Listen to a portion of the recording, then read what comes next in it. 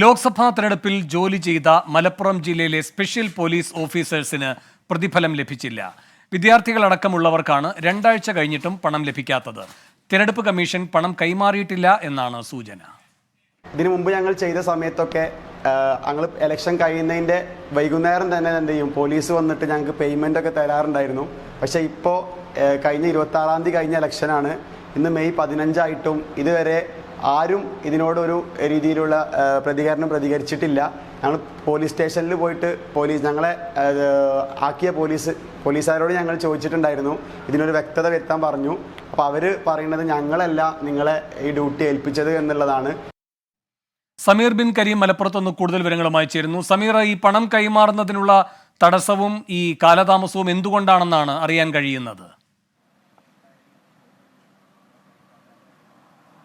ഇതുമായി ബന്ധപ്പെട്ട് നമ്മൾ അന്വേഷിക്കുമ്പോൾ മനസ്സിലാക്കാൻ കഴിയുന്നത് ഈ തെരഞ്ഞെടുപ്പ് കമ്മീഷൻ ഈ ബന്ധപ്പെട്ടവർക്ക് പണം നൽകിയിട്ടില്ല എന്നുള്ള സൂചനയാണ് നമുക്ക് ലഭിക്കുന്നത്.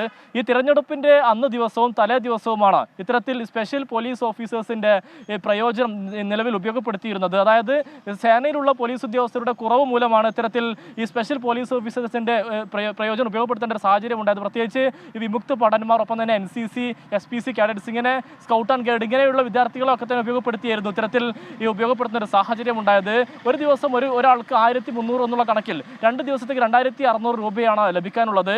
മുൻ തെരഞ്ഞെടുപ്പ് കാലങ്ങളിലൊക്കെ തന്നെ തെരഞ്ഞെടുപ്പിന്റെ അന്ന് ദിവസം വൈകുന്നേരം തന്നെ, അതല്ലെങ്കിൽ 24 മണിക്കൂറകം തന്നെ പണം ലഭിച്ചിരുന്നു എന്നുള്ളതാണ് ഇവർ പറയുന്നത്. എന്നാൽ ഇതിപ്പോൾ തെരഞ്ഞെടുപ്പ് കഴിഞ്ഞ് ഒരാഴ്ച പിന്നിട്ടിട്ടും അല്ലെങ്കിൽ ആഴ്ചകൾ പിന്നിട്ടിട്ടും ഇത്തരത്തിൽ പണം ലഭിക്കുന്നില്ല എന്നുള്ളതാണ് അവരുടെ ഒരു ആശങ്ക.